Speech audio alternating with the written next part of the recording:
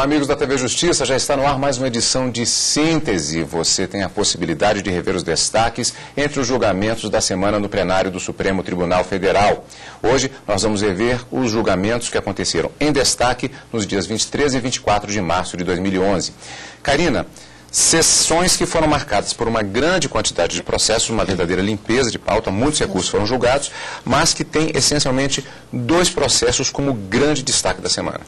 Carlos, a lei da ficha limpa que tomou a sessão plenária quase inteira da quarta-feira e Lei Maria da Penha na quinta-feira, que foi o grande destaque, além daqueles outros recursos, agravos regimentais, em mandados de segurança, em embargos, enfim, né, aquela sopa de letrinhas que a gente está acostumado a ver, que acabou representando, como a gente sempre diz, uma limpeza de pauta, mas os grandes destaques seriam para a sessão da quarta-feira em relação à Lei Complementar 135, que é a da ficha limpa, em que já houve uma decisão, agora sim definitiva, pelo Supremo Tribunal Federal sobre a sua eficácia, a partir de quando ela produz efeitos.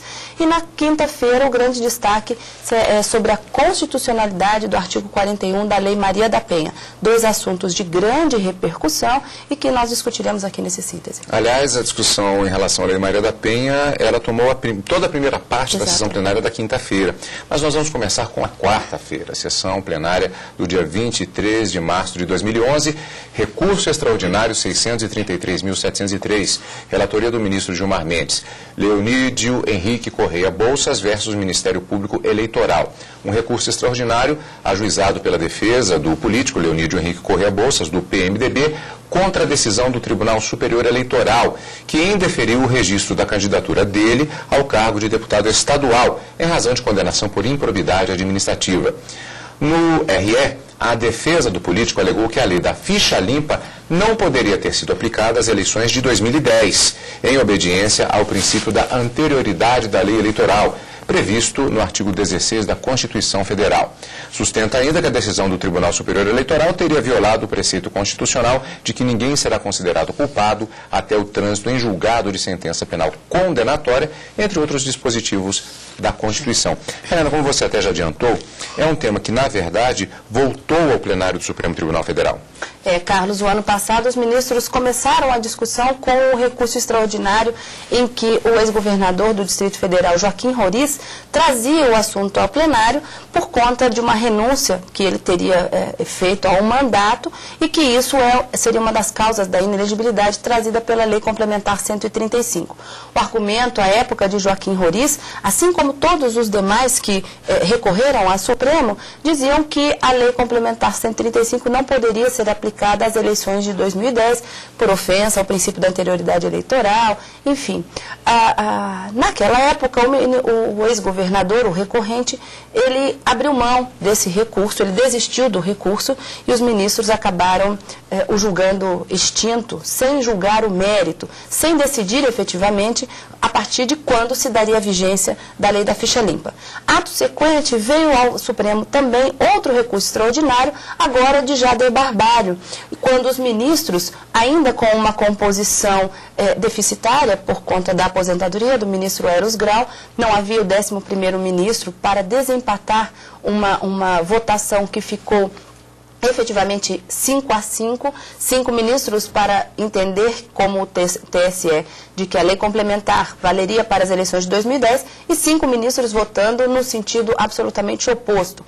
No recurso extraordinário de Jader Barbalho, qual foi a decisão que os ministros tomaram, já que estava às vésperas da eleição, o julgamento ocorreu logo no final, logo depois de agosto, setembro, e já se aproximava outubro as eleições. Me lembro até o ministro Marco Aurélio enfatizando bastante que a população precisava de uma resposta do Supremo e eles não poderiam deixar que essa decisão fosse dada. E se alinhando a um pensamento trazido a uma sugestão trazida pelo ministro Celso de Mello, os ministros também por maioria entenderam por aplicar por analogia o regimento interno para decidir o recurso extraordinário de Jader Barbalho, em que, havendo empate em um julgamento, haverá a possibilidade de se manter a decisão recorrida e foi isso que fizeram. No recurso extraordinário de Jader Barbalho, por analogia, trazendo um dispositivo, invocando o dispositivo do regimento interno, manteve-se a decisão do TSE negando o registro da candidatura de Jader Barbalho. Mas essa ainda não era a posição definitiva dos ministros, já que urgia a necessidade da posse, do que o 11º ministro viesse ao Supremo Tribunal Federal para que a questão fosse consolidada. E aí o tema retorna ao plenário por meio deste julgamento, já com a posse do ministro Luiz Fux. Exato. Por isso, havia uma expectativa muito grande exatamente para o voto do 11º ministro, que geraria o desempate na questão, na medida em que havia uma expectativa de que os demais ministros, os outros 10 ministros, manteriam posicionamento semelhante manifestado naquele julgamento. E também, na verdade, no próprio julgamento daquela ação do ex-governador Joaquim Roriz, que não prosseguiu posteriormente por conta da desistência do então candidato, que desistiu, inclusive, da candidatura à época. E no caso, então, portanto, o processo vem a julgamento com a relatoria do ministro Gilmar Mendes, que foi o primeiro a votar. Mas aqui é uma outra questão também, que já foi manifestada pelo próprio ministro Gilmar Mendes. É um ponto importante. A repercussão geral, ela tem de ser reconhecida para julgamento de recursos extraordinários. Mas houve peculiaridades no caso desse julgamento. No caso do Joaquim Roriz e Jader Barbalho, a invocação era de uma alínea do artigo 1º da Lei Complementar 135, que falava sobre a renúncia. Quando veio esse julgamento, aqui a alegação da negativa de registro da candidatura era por condenação por improbidade administrativa. Então, nesse ponto, os ministros acabaram reconhecendo, de uma certa forma, a repercussão geral de toda a lei para todo e quaisquer casos, posteriormente, que vierem, sob quaisquer fundamentos que seja do artigo 1º, a repercussão geral já estará reconhecida, ao contrário do que foi feito anteriormente nos julgamentos do RE de Joaquim Roriz e Jader Barbalho, que versavam apenas sobre a renúncia. Vamos rever trecho do voto do ministro Gilmar Mendes, relator deste processo, no trecho sobre a repercussão geral neste recurso extraordinário. Parece certo que, uma vez reconhecida a repercussão geral em relação à linha K, esse reconhecimento também haverá de ocorrer tocante à linha L, tendo-se em vista que, apesar de suscitarem temas com nuances diferenciadas, ambas fazem lei que tem contestado a sua aplicabilidade total. Nesse aspecto, não se pode fechar os olhos para o simples fato de que, uma vez decidida a questão constitucional relativa à aplicação da totalidade da lei complementar em face do princípio da anterioridade eleitoral, artigo 16 da Constituição, tal decisão terá uma óbvia incidência sobre todas as alíneas do inciso 1º do artigo 1º da lei complementar, independentemente da diversidade de temas versados em cada um deles. Não se pode olvidar igualmente essa relativa à aplicabilidade da Lei Complementar 135 de 2010 às eleições de 2010 não repercute sobre as questões constitucionais quanto à constitucionalidade material de diversos dos seus dispositivos que terão plena aplicabilidade já para as próximas eleições municipais de 2012. Assim, a proposta inicial, presidente, é de que, por meio do presente recurso extraordinário, se reconheça a repercussão geral da questão constitucional que diz respeito à aplicabilidade da Lei Complementar 135 de 2010 em face do princípio da anterioridade eleitoral. A decisão definitiva de mérito quanto a essa questão terá efeitos próprios do regime de repercussão geral imediato sobre todas as questões idênticas versadas nos recursos nos quais se discuta a aplicação da totalidade da Lei Complementar 135 às eleições de 2010. Essa é a minha proposta inicial. Proposta que foi aprovada por unanimidade no plenário do Supremo Tribunal Federal na quarta-feira. O ministro Gilmar Mendes, prosseguindo, fundamentou o voto analisando as questões constitucionais em discussão, a começar pelo chamado princípio da anterioridade da lei. Karina, esta proposta do ministro Gilmar Mendes foi aprovada por unanimidade no plenário. Em termos práticos, o que significou em termos da aprovação de uma repercussão geral em relação a este recurso? Os ministros decidiram, por votação unânime, que a lei tem repercussão geral quanto à produção de efeitos, quanto à sua eficácia. Ou seja, ao se decidir qualquer recurso que venha ao Supremo alegando ou renúncia, ou a improbidade, ou quaisquer daqueles itens do artigo 1º, será discutido o início da vigência dessa lei. Então, a repercussão geral ficará em torno desse contexto. A partir de quando a lei efetivamente pode produzir efeitos e para quais eleições ela efetivamente vale. Então, foi nesse sentido a repercussão. O ministro Gilmar Mendes prosseguiu apresentando o respectivo voto como relator. Ele fundamentou este voto analisando as questões constitucionais em discussão, a começar pelo chamado princípio da anterioridade da lei. Karina, vamos abordar isto antes de ouvirmos este trecho do voto? O artigo 16 é fundamental para o deslinde da questão e foi exatamente o ponto nevrálgico de toda a discussão acerca dessa lei complementar. A Lei Complementar 135 altera ou não o processo eleitoral.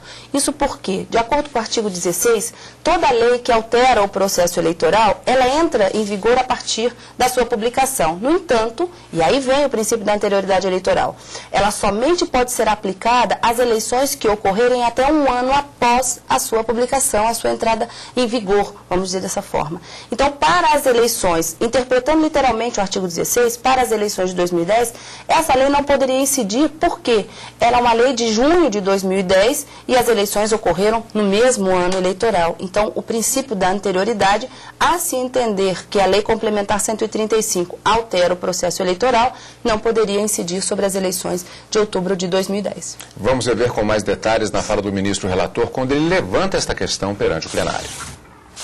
Inicialmente, presidente, então, a questão do princípio da anterioridade eleitoral na jurisprudência do tribunal, como já tive a oportunidade de ressaltar anteriormente. O Supremo possui uma sólida jurisprudência a respeito da interpretação do artigo 16 da Constituição de 1988. Cito a DIN 733 da relatoria do ministro Pertence, 718 também de sua relatoria, 354, Otávio Galotti, 3345, Celso de Mello, 3741, Ricardo Lewandowski, 3685, ministra Ellen Grace. Muitos têm argumentado que em nenhum desses precedentes o tribunal tratou especificamente da lei que cria novas causas de inelegibilidade. De fato, a única vez em que a Corte se debruçou sobre esse tema específico ocorreu no conhecido julgamento do RS 129.392 da relatoria do ministro Pertence, no qual se decidiu que o princípio da anterioridade eleitoral não veda a vigência imediata, não vedava, da Lei Complementar 64/90, na medida em que esta define o regime constitucional de inelegibilidade exigido pelo artigo 14, parágrafo 9º da Constituição. Assim, com base nesse precedente específico, o Tribunal Superior Eleitoral, no julgamento das consultas 114.709 e 112.026, entendeu que a Lei Complementar 135 de 2010, diploma modificador da Lei Complementar 64/90, também não estaria abrangida pela vedação do artigo 16 da Constituição. Logo em seguida, a manifestação ou voto especificamente sobre o tema. Para ele, este entendimento não é correto. Para embasar a tese defendida, ele citará entendimentos anteriores da Corte. Vamos rever. O exame minucioso do precedente firmado no RS 129.392 pode revelar, porém, que essa conclusão não é tão evidente como tem sido ela apresentada. Em verdade, a meu ver, ela é totalmente equivocada. A regra que se extrai do referido precedente não é de que a lei que trata de inelegibilidade tem aplicabilidade imediata e não se submete ao artigo 16 da Constituição, como normalmente se tem entendido. Naquele julgamento, o debate girou em torno da questão de saber se a Lei Complementar 64/90 instaurava um novo e complementar sistema normativo de inelegibilidade exigido pela então recém-promulgada Constituição de 88, artigo 14, parágrafo 9º, ou se, por outro lado, ela alterava o regime anterior da inelegibilidade definido pela Lei Complementar 5 de 70 e recepcionado pela nova Constituição. Na primeira hipótese, estar-se-ia diante de uma legislação apenas complementar e integrativa do novo regime de inelegibilidade da Constituição de 88, e que, dessa forma, não receberia a incidência do artigo 16 da mesma Constituição. Do contrário, ocorrida a segunda hipótese, ter-se-ia um caso de verdadeira alteração do processo eleitoral, a ser submetido à vedação de aplicabilidade imediata imposta pelo artigo 16 da Constituição. O ministro Sepúlveda Pertence, relator, após assim delimitar a questão, entendeu que a Lei Complementar 5 de 70 foi recepcionada pela Constituição de 88, complementando, desde o momento da promulgação do texto constitucional, o sistema de inelegibilidades instituído pela nova ordem constitucional, de forma que o advento posterior da Lei Complementar 64 de 90, que revogou a anterior Lei Complementar 5 de 70, teve o condão de alterar o processo eleitoral, e assim deveria vigorar apenas após um ano de sua publicação. Em outro trecho, o ministro vai analisar o que chamará de casuísmos na aplicação da lei, para tanto citando Machado de Assis, como veremos mais à frente. Em verdade, a questão não está tanto em saber se a lei complementar 135 interfere no processo eleitoral, o que resulta óbvio por meio das análises anteriores baseadas em dois parâmetros jurisprudenciais, mas se ela de alguma forma restringe direitos e garantias fundamentais do cidadão eleitor, do cidadão candidato e dos partidos políticos e, desse modo, atinge a igualdade de chances na competição eleitoral, como consequências diretas sobre a participação eleitoral das minorias. Se a resposta a essa questão for positiva, então deverá ser cumprido o mandamento constitucional extraído do princípio da anterioridade, na qualidade de garantia fundamental, componente do plexo de garantias do devido processo legal eleitoral. Essa perspectiva de análise, que leva em conta a restrição de direitos e garantias fundamentais, é mais objetiva do que aquela que segue uma identificação subjetiva do casuísmo da alteração eleitoral.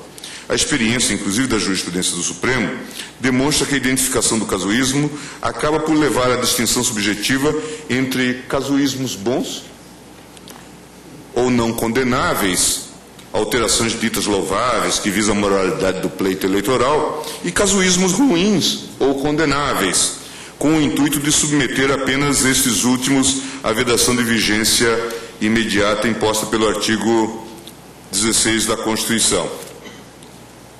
Vido o julgamento da DIN 354, especificamente do voto do ministro Sidney Sanches. Nessa passagem eu me lembro de Machado de Assis, que dizia que a melhor forma de apreciar o chicote é ter-lhe o cabo nas mãos. Não? Mas o chicote muda de mãos. Não?